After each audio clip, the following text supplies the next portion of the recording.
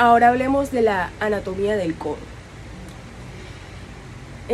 La articulación del codo vamos a definirla como un complejo articular, ya que estará vinculado 3 estructuras óseas, el número con su porción distal y el cúbito y radio con sus porciones proximales. Es también conocida como epífisis, que viene siendo la zona en el extremo de un hueso largo. Además, se clasifica como una articulación de tipo sinovial. Esta viene siendo la capa de tejido conjuntivo que recubre las cavidades de la articulación. Estas presentarán un cartílago articular que estará recubriendo las superficies óseas, un espacio articular entre estas superficies, un líquido sinovial, el cual descubre en este espacio una membrana sinovial, la cual produce el líquido sinovial y la cápsula articular, que estará envolviendo a la articulación en los ligamentos que forman de refuerzo a la articulación.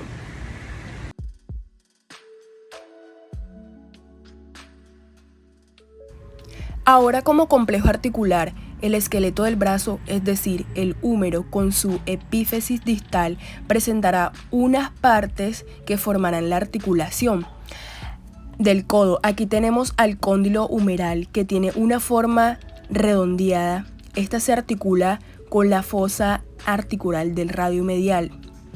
Se halla la tróclea y esta presenta una pequeña garganta que permite una mayor movilidad de su articulación. Con la escotadura trocleal del cúbito, la tróclea y el cóndilo existe un límite que es el surco cóndilo troquial.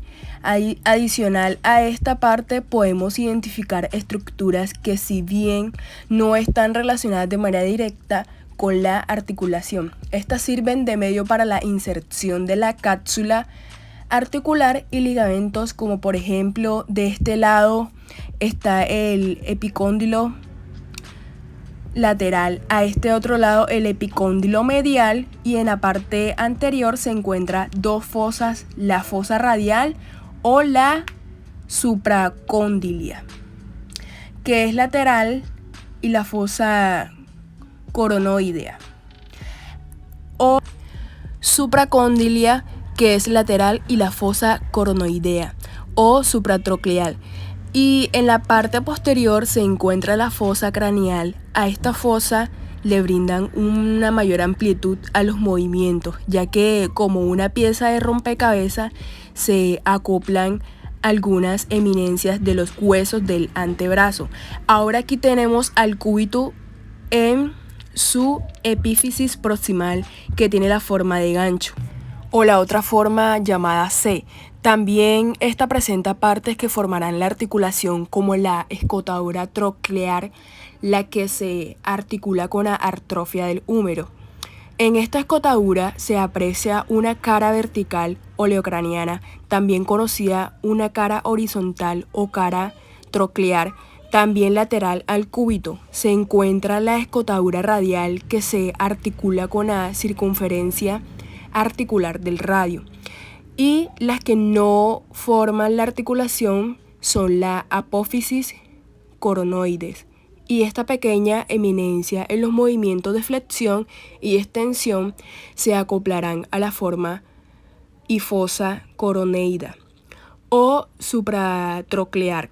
En esta parte se halla la tuberosidad al cúbito y en la parte posterior se halla el oleocranón. Quiero mencionarles también que en la escotadura troquial se halla una cresta que va desde la punta del oleocranón hasta el apófisis y coronoides, y esta se relaciona con la garganta de la atrofia. Por último, tenemos aquí al radio, que en su epífisis proximal es menos voluminosa que la distal, Y acá se identifica la fosa articular que, como mencioné, se relacionan con el cóndilo del húmero, y luego alrededor de la cabeza del radio se encuentra en la circunferencia articular, la cual se relaciona con la escotadura radial del cúbito, luego hasta el cuello del radio. Ok, ahora que sabemos que parte del número del radio del cúbito forman el complejo articular, será más sencillo comprender la articulación del codo. Una de ellas es la articulación húmero-antes, braquial. En esta, cuando la tróclea humeral se articula con la escotadura troquial del cúbito, se llama articulación húmero-cubital. Este tipo troclear o guiglimo, es decir, como lo ven en imagen, es decir, realiza movimientos como una bisagra. Esta articulación permite realizar movimientos de flexión y extensión. Y cuando el cóndilo humeral se articula con una fosa articulando del radio, se llama articulación húmero-radial. Es de tipo esferoidea, y gracias a esta es posible realizar tantos movimientos de flexión y extensión como de programación y supinación. Por último, la articulación entre las epífisis proximales del cúbito y el radio, es decir, entre la escotadura radial del cúbito y la circunferencia articular del radio, se llama articulación radiocubital proximal. Y gracias a esta también es posible realizar movimientos de pronación y supinación. Esta articulación presenta los ligamentos propios. Uno de ellos es el ligamento anular del radio, que se extiende desde el borde anterior de la escotadura radial hasta el borde posterior. Este ligamento no tiene inserción en la cabeza del radio, lo cual permite que la cabeza rote entre este ligamento y la escotadura. Y acá tenemos el ligamento cuadrado, también conocido como el ligamento de Nuece.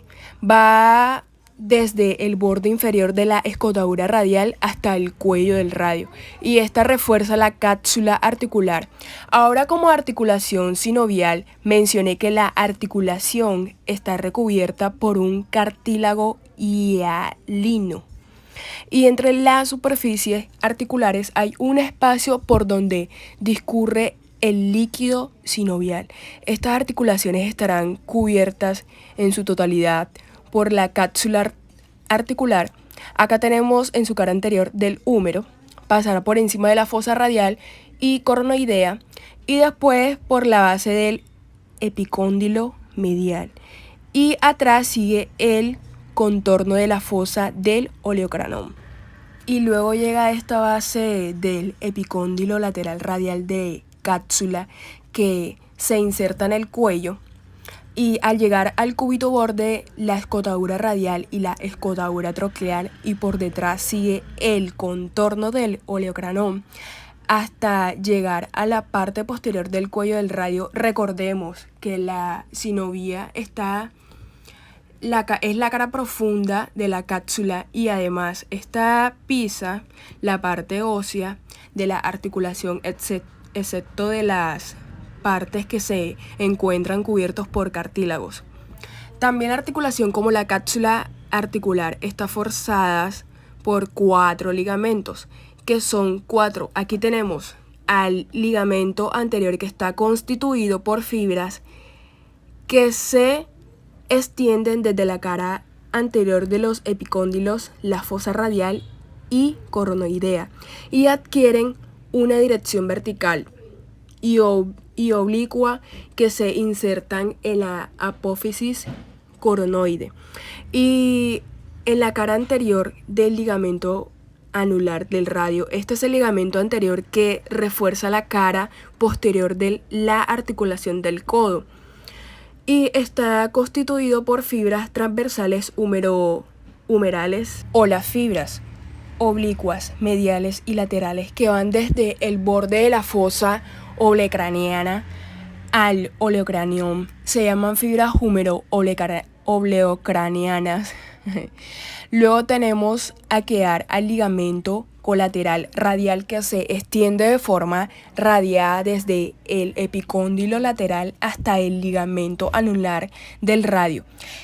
Está constituido por 3 fascículos, una anterior que se va desde el epicóndilo lateral hasta terminar delante de la escotadura radial del cúbito, el fascículo medio, que también va desde el borde inferior del epicóndilo lateral a la porción posterior de la escotadura radial, y un fascículo posterior que va desde la parte posterior del epicóndilo lateral al borde del oleocranón. Y cuarto, tenemos al ligamento colateral cubital, que tienen unas fibras de aspecto más o menos triangular o el abanico, cuyo vértice superior es el epicóndilo medial. Este ligamento también está constituido por fascículos, un fascículo anterior que se extiende desde la porción antelomedial del epicóndilo medial a la apófisis coronoides, un fascículo medio que va desde el borde inferior del epicóndilo medial a la apófisis coronoides, y un fascículo posterior que va a tener en la porción postero inferior del epicóndilo medial al borde medial del oleocranón. A este ligamento también se le conoce como el ligamento de Barr-Dinnet. Este ligamento va a estar reforzado por unas fibras arciformes, que son denominadas fascículos arqueados del ligamento colateral cubital, o también ligamentos de Cooper. Ahora veremos el circuito arterial del codo entre la arteria del brazo, las arterias del brazo y del antebrazo. Se forman una anastomosis a nivel del codo, y esto comprende un circuito pericóndilo lateral alrededor de epicóndilo lateral y un circuito pericóndilo medial alrededor del epicóndilo medial o epitróclea. Aquí tenemos a la arteria braquial. Esta se va a ramificar en dos arterias cubital y radial a la altura de la flexura del codo. A partir de la arteria braquial sale la arteria braquial profunda, que pasa por detrás del húmero, la cual se ramifica en dos arterias para la anastomosis anterior.